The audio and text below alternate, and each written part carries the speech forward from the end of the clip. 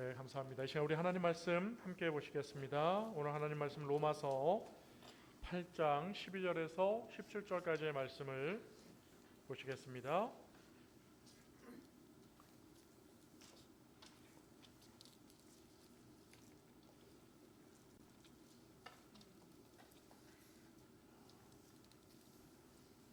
우리 로마서 8장 12절에서 17절 우리 함께 합독하도록 하겠습니다. 시작. 그러므로 형제들아 우리가 빚진 자로되 육신에게 져서 육신대로 살 것이 아니니라. 너희가 육신대로 살면 반드시 죽을 것이로되 영으로서 몸의 행실을 죽이면 살리니 무릇 하나님의 영으로 인도함을 받는 사람은 곧 하나님의 아들이라. 너희는 다시 무서워하는 종의 영을 받지 아니하고 양자의 영을 받았으므로 우리가 아빠 아버지라고 부르짖느니라. 성령이 친히 우리의 영과 더불어 우리가 하나님의 자녀인 것을 증언하시나니 자녀이면 또한 상속자 곧 하나님의 상속자요 그리스도와 함께한 상속자니 우리가 그와 함께 영광을 받기 위하여 고난도 함께 받아야 할 것이니라. 아멘. 할렐루야.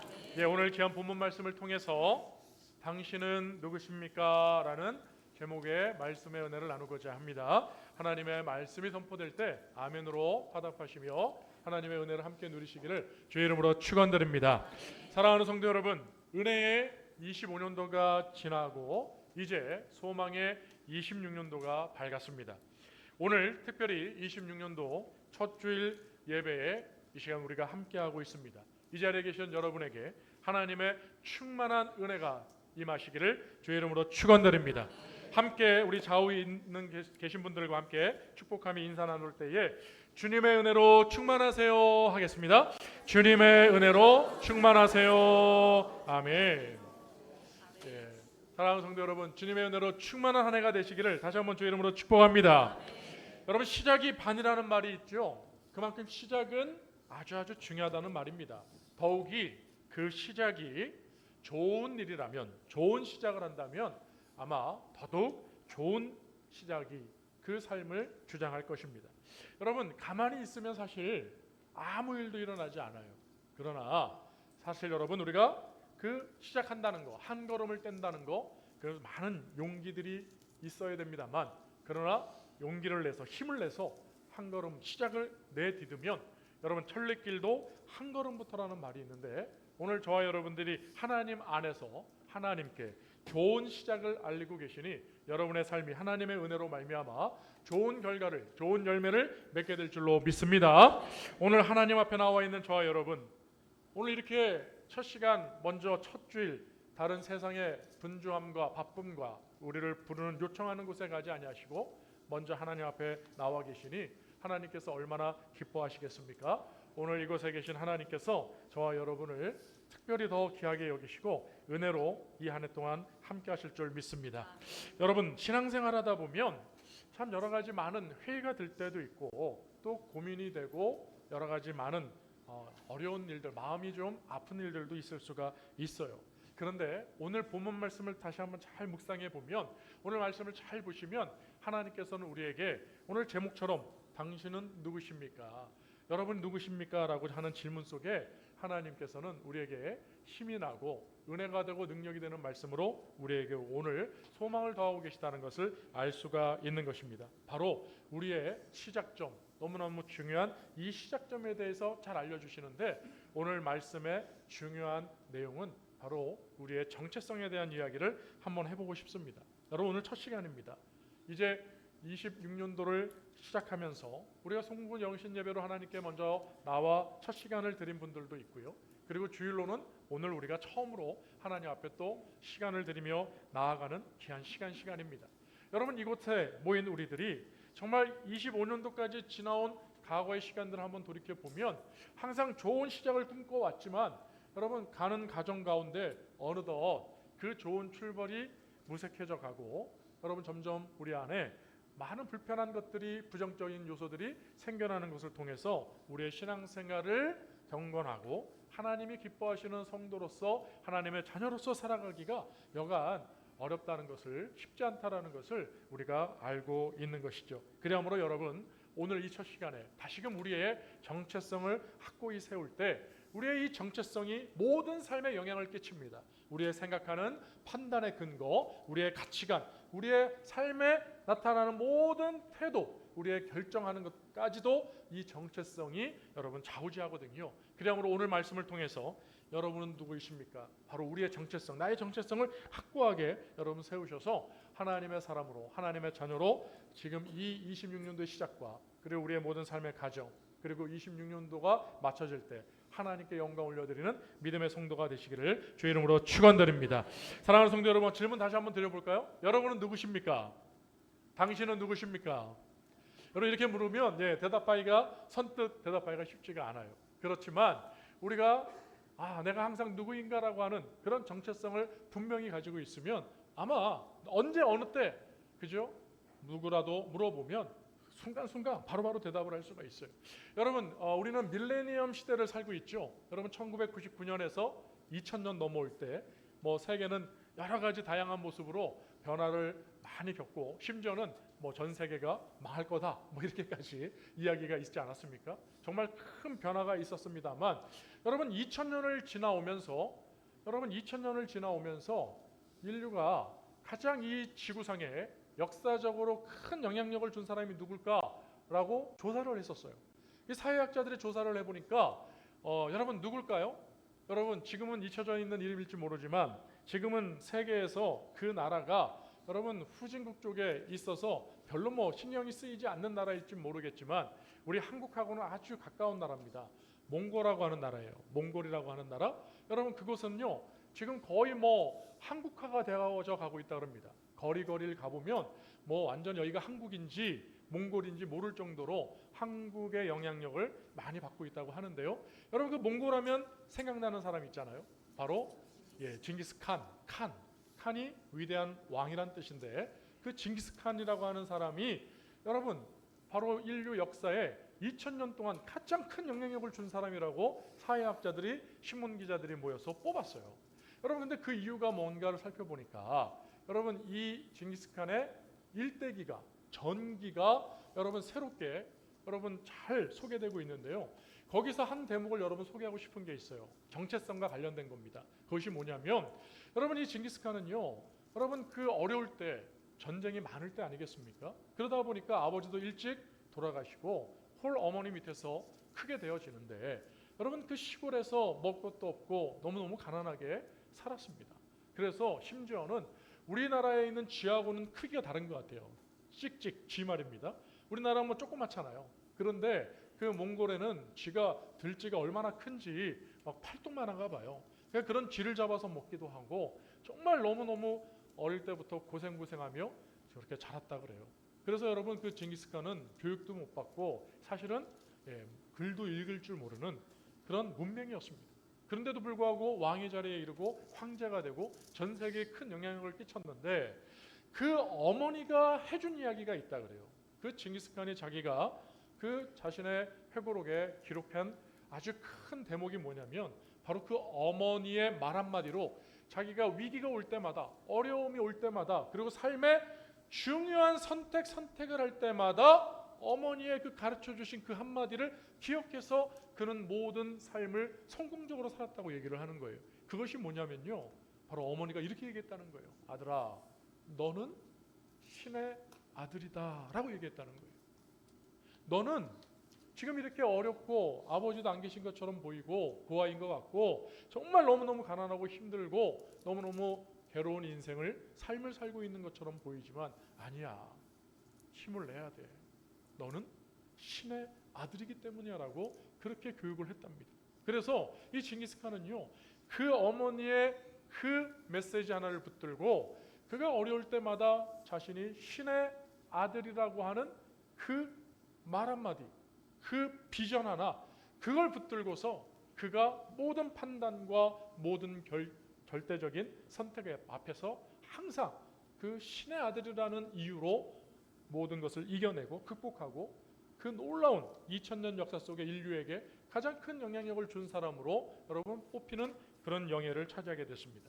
여러분, 그가 하나님을 알았는지 예수님을 믿었는지 그건 알 수는 없으나 여러분, 일개 어떤 그들이 믿는 민족의 신의 아들, 여러분 모두가 다 우상을 숭배하고 미신을 다 믿지 않습니까? 그런데 여러분 그저 그런 신의 아들이라고 하는 이름 하나, 그것만 가지고도 그가 그런 위대한 역사적인 인물이 됐다고 하는데요.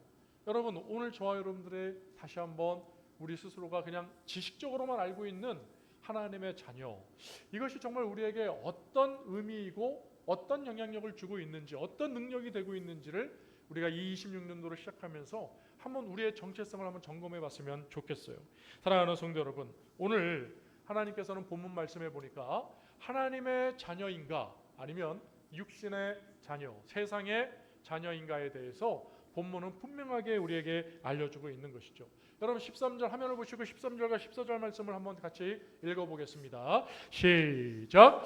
너희가 육신대로 살면 반드시 죽을 것이로되 영으로서 몸의 행실을 죽이면 살리니 무릇 하나님의 영으로 인도함을 받는 사람은 곧 하나님의 아들이라. 아멘. 사랑하는 성도 여러분, 그렇습니다. 우리가 하나님의 자녀로서의 삶을 살고 있는가, 아니면 바로 이 육신의 모습 그대로 우리가 살고 있는가, 그 결과는 너무너무 차이가 나죠. 그러나 13절에서는 그냥 허무한 죽음으로 끝나버리는 것을 얘기하고 있습니다. 반드시 죽는 것입니다. 그러나 영으로서 우리가 하나님의 아들, 하나님의 자녀된 삶의 모습으로 살아가게 되어지면 하나님께서 우리의 아버지가 되어지시니 저와 여러분을 구원하시고 저와 여러분의 삶을 붙드시며 날마다 복된 길로 인도하실 줄로 믿습니다. 사랑하는 성도 여러분, 저와 여러분이 하나님의 자녀인 것을 믿으십니까? 여러분 정말로 믿으십니까? 여러분 미운 오리 새끼라고 하는 동화를 잘 아실 겁니다. 여러분 미운 오리 새끼, 여러분 어느 날 오리 둥지에 알이 하나가 굴러 들어왔는데 여러분 그 알을 오리 알과 함께 어미가 그냥 부화시켰죠. 근데 여러분 모습을 보니까 모양이 좀 모습이 달라요. 그래서 오리들이 자신들과 다른 그 모습을 보고 이 미운 오리, 이 이상하게 생긴 아이를 왕따시키고 쪼아대고 미워하지 않았습니까? 그런데 여러분 알고 있듯이 이 미운 오리는 사실 오리가 아니었잖아요. 백조였습니다. 여러분 새들 중에 아름다운 새들, 이쁜 새들 많지만 백조 그러면 우리들이 이미지를 붙일 때 가장 아름답고 고귀하고 정말 아주 좋은 새로 우리가 얘기하지 않습니까? 그런데 자기 스스로가 백조인 걸 모르니까 오리 속에 섞여서 오리인 줄 알고 살아가고 있는 모습이 얼마나 참 안타깝습니까? 그런데 더 나아가서는 그 오리들하고 같이 섞여 있음에도 불구하고 오리인데도 불구하고 미운 오리가 되었다는 사실이에요. 그러니까 여러분 이렇게 자기 정체성이 확고하게 서 있지 않으면 여러분 그 사람은 걸친 자가 되죠. 걸친 자. 여러분 마치 한 발은 교회에 한 발은 세상에 걸쳐 있어요. 그러니까 여러분 양쪽 다 붙들고 있으니까 뭐 잘 될 것처럼 보이지만 사실은 그게 아니죠. 걸친 자는 거치는 자가 되어지는 거예요. 여기서도 걸거치고 이쪽에서도 걸거치고, 그러니까 온전한 삶을 살지 못하는 미운 오리와 같은 삶을 살게 되어진다는 거예요. 오늘 이 자리에 계시는 저와 여러분, 미운 오리가 되지 마시고 하나님의 자녀라고 하는 진정한 자신의 정체성을 깨달으시고 하나님의 자녀로서 살아가는 하나님의 사람들이 되시기를 주의 이름으로 축원드립니다. 여러분 오늘 16절 말씀에도 보면 절대로 부인할 수 없는, 절대로 부정할 수 없는 하나님의 놀라운 확증의 말씀이 담겨져 있어요. 우리 16절 읽겠습니다. 시작. 성령이 친히 우리의 영과 더불어 우리가 하나님의 자녀인 것을 증언하시나니. 할렐루야. 여러분 얼마나 놀랍고 감사한 말씀입니까? 우리가 우리 자신이 어떠한 사람인지, 어떠한 삶을 살아야 되는지, 어떠한 정체성을 가지고 내 삶의 모든 순간순간마다 선택 앞에서 나의 가치는 과연 무엇일까에 대한 고민이 있을 때마다 우리는 흔들리며 걸친 자처럼 거치는 인생을 살고 있는지 몰라요. 그런데 오늘 분명히 하나님은 우리에게서 말씀하십니다. 성령이 우리 안에서 우리의 영과 함께 하나님의 자녀라고 하는 그러한 정체성을 분명하게 계속해서 증언하고 계시다는 거예요. 가만히 계시지 아니하고 성령은 항상 계속해서 우리 안에서 살아 역사하셔서 우리가 항상 어떤 선택의 길로 어떠한 길을 걸어갈 때마다 우리가 어떤 중요한 일들 가운데 놓여 있을 때 하나님은 항상 가만히 계시지 않고 말씀하신다는 거예요. 태고야, 넌 하나님의 자녀야. 태고야, 너는 목사잖아. 여러분에게도 동일하게 말씀하실 겁니다. 여러분의 이름을 부르며 너는 하나님의 자녀야. 너는 장로, 권사, 안수 집사, 교회 집사 아니니? 너는 오천교회 성도가 아니냐라고 하나님은 우리에게 계속해서 부인할 수 없는, 부정할 수 없는 놀라운 하나님의 자녀 되어지시는 증언을 우리에게 쉬지 않고 계속해서 말씀하고 있다는 것입니다. 사랑하는 성도 여러분, 하나님은 저와 여러분을 하나님의 자녀로 인정하고 계신 줄 믿으시기 바랍니다. 그렇다면 저와 여러분들이 그것을 알고 믿으며 우리 스스로도 우리의 삶 속에서 하나님의 자녀인 것을 증언하시는 성령 하나님 앞에 여러분이 스스로 부인하거나 부정하는 삶을 살아서는 절대로 안 될 것입니다. 사랑하는 성도 여러분, 지식적으로 그냥 하나님의 자녀이지 라고만 여러분 알고 있으면 그냥 알고 있는 건 여러분 전혀 효력이 없어요. 영향가가 없어요. 전혀 우리에게 아무런 유익이 없는 것입니다. 여러분, 우리가 알고 있는 것을 실제로 우리의 삶에 적용하며 살아갈 때 그것이 효력 있는, 능력 있는 우리에게 은혜가 되어지는 것이지, 여러분 감기가 걸린 자가 감기약을 타놓고 여러분 들고만 있으면 이 약을 먹으면 내 감기가 낫겠지, 여러분 그렇게만 알고 있으면 그의 몸에 무슨 영향을 주겠어요?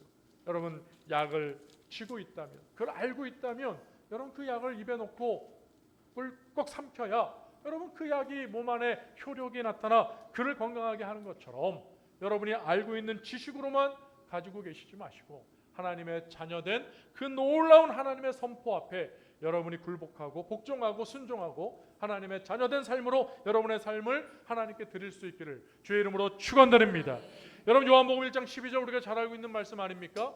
주 예수를 영접하는 자, 그 이름을 믿는 자마다 하나님께서 하나님의 자녀된 뭘 주셨다고요? 뭘 주셨습니까?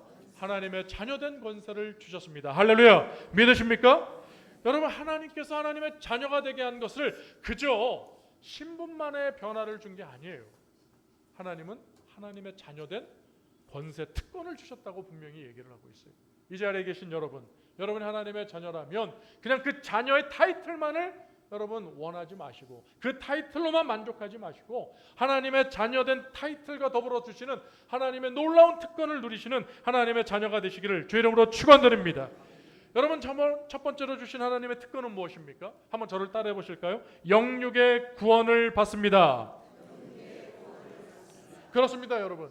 우리는 예수를 믿으면 교회를 다니면 뭐 천국 간다, 그죠? 내세만 구원을 받는다라고 흔히 얘기하기가 쉽습니다. 그래서 여러분 제가 예전에 전도를 이렇게 하면서 만난 분들 중에 어떤 분들은 이런 얘기를 하세요. 아직 때가 아닙니다. 아직 때가 아닙니다. 아직 교회 갈 때가 아니에요. 제가 얼마나 이 세상에서 할 일이 많은지 아십니까? 제가 이 세상에 해야 할 일이 너무너무 많기 때문에 교회는 제가 나중에 은퇴를 하고 이제 내가 더 이상 할 일이 없을 때, 이 세상이 나를 더 이상 부르지 않을 때 내가 이제 그때나 내 내세를 위해서 교회를 한번 가보겠습니다. 이렇게 얘기하는 사람이 있었어요. 그래서 제가 참 너무 마음이 아팠습니다. 사랑하는 성도 여러분, 성경을 보십시오. 성경의 처음 창세기에서부터 기록되어져 있는 모든 말씀이 여러분 영원에 대한 그 구원의 문제만을, 내세만을 얘기하고 계시지 않아요.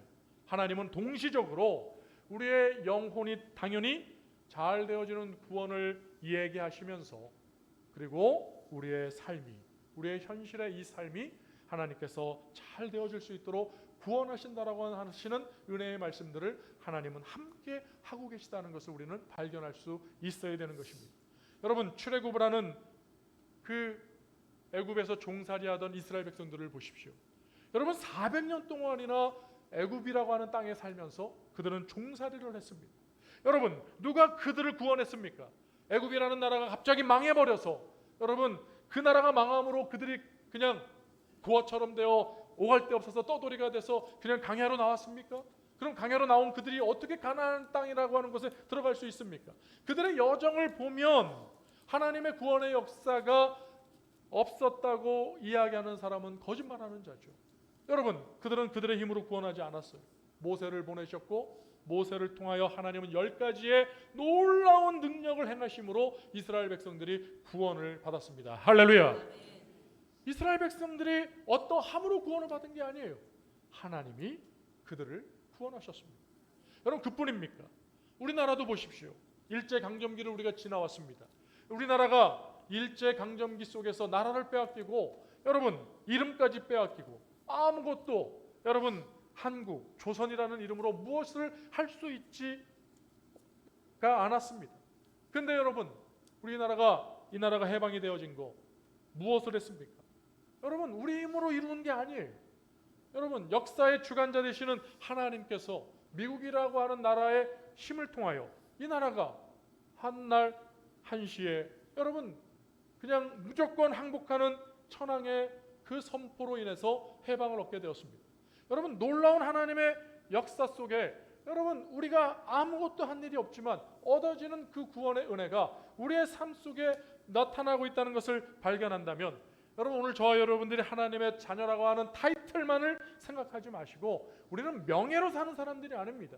하나님의 실질적인 구원의 능력을 통하여 살아가는 하나님의 사람인 것을 아시고 하나님을 더욱 사랑하시고 하나님의 자녀된 것을 기뻐하시며 하나님의 자녀된 그 긍지를 가지시고 살아가는 하나님의 자녀된 정체성이 있으시기를 주의 이름으로 축원드립니다.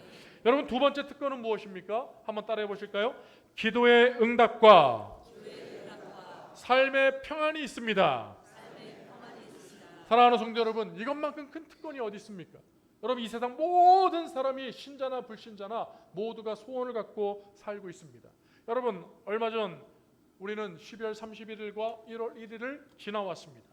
여러분 1월 1일 날 여러분 26년도 첫 번째 뜨는 해, 그 해돋이를 보러 전국에 수없이 많은 사람들이 이동을 했습니다. 여러분 이 여수 땅에도 많은 이들이 미리 며칠 전부터 와서 여러분 그 해돋이를 여러분 하려고 왔습니다. 그러면서 여러분 정말 그냥 해만 뜨는 걸 보러 왔을까요? 여러분 해 뜨는 건요 지금도 인터넷을 통해서 얼마든지 해돋이하면 뜹니다. 그리고 여러분 놀라시지 마십시오. 매일 아침마다 그 똑같은 태양이 뜨고 있습니다. 아무도 안 놀라시네요, 그죠? 예. 그런데 왜 유독 1월 1일 날 여러분 그 해는 뭐가 특별해서 똑같은 해를 쳐다보러 옵니까? 여러분 그것은 기원하러 오는 거 아니에요. 뭔가 해를 보고 복을 빌면 여러분 그 해가 도움을 줄 것처럼 여러분 정말 도움을 주는 해라면 왜 매일 해를 보고 기도하지 않고 왜 첫날만 가서 기도할까요?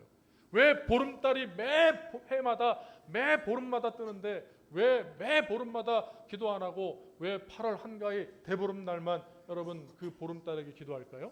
여러분 참 우스꽝스러운 모습이지만 이렇듯 인간은 모두가 다 무언가 소망하면서 살고 있는 것이죠. 그런데 중요한 건 뭡니까?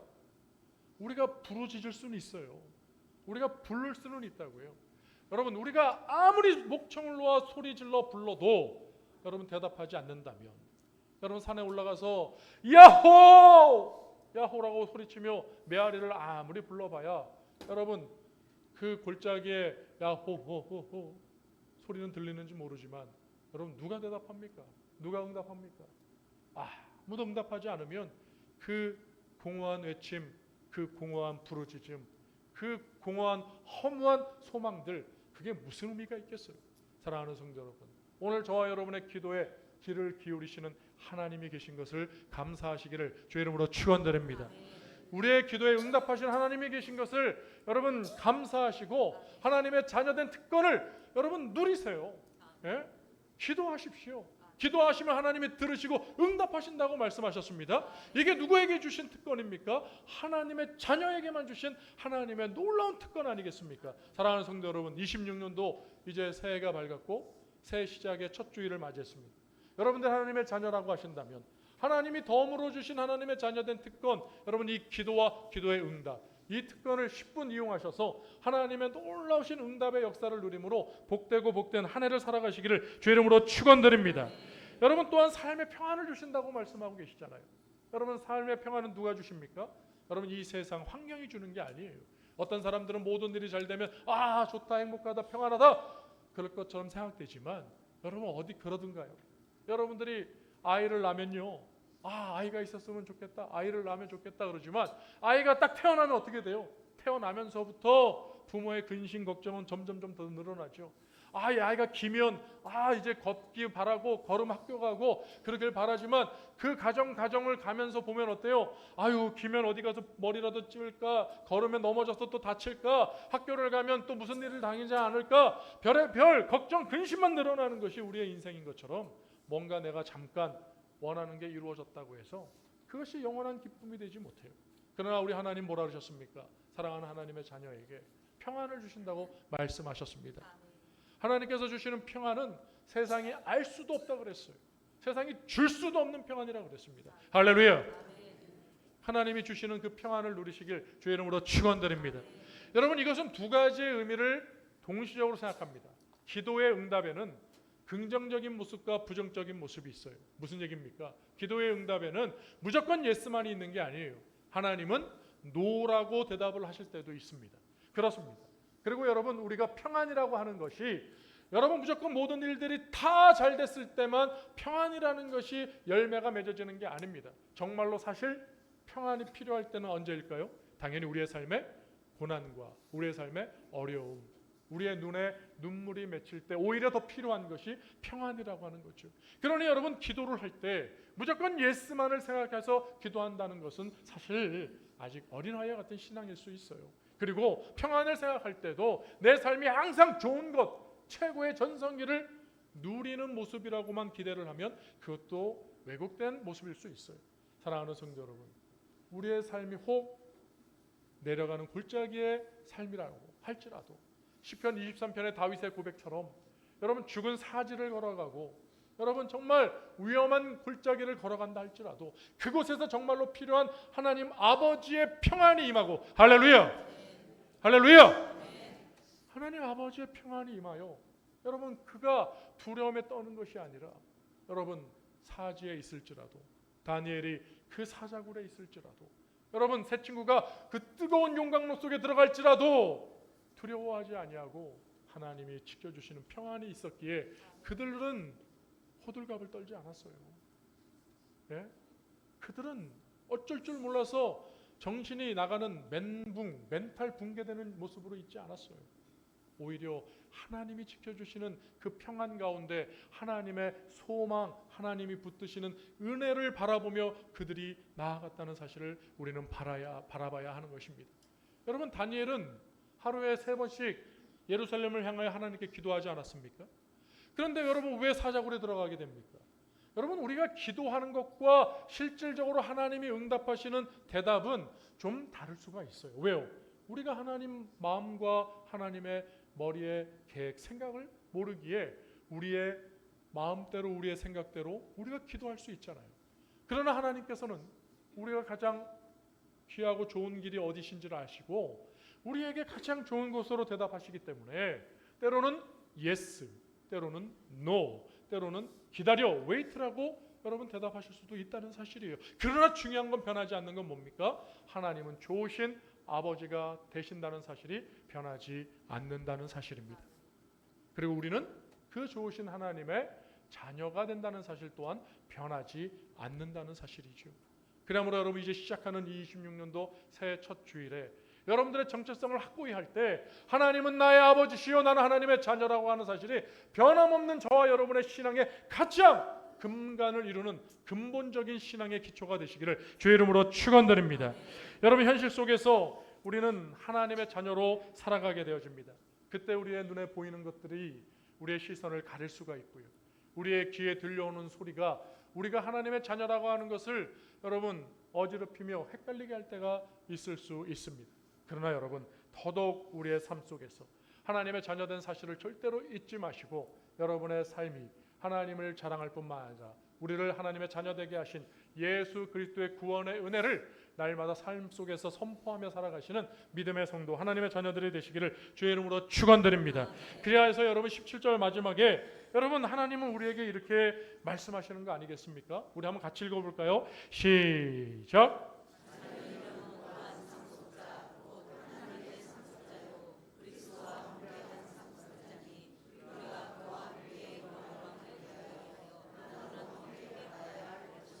아멘. 제가 읽어드리겠습니다. 자녀이면 또한 상속자 곧 하나님의 상속자요 그리스도와 함께한 상속자니 우리가 그와 함께 영광을 받기 위하여 고난도 함께 받아야 할 것이니라. 아멘. 그렇습니다, 여러분.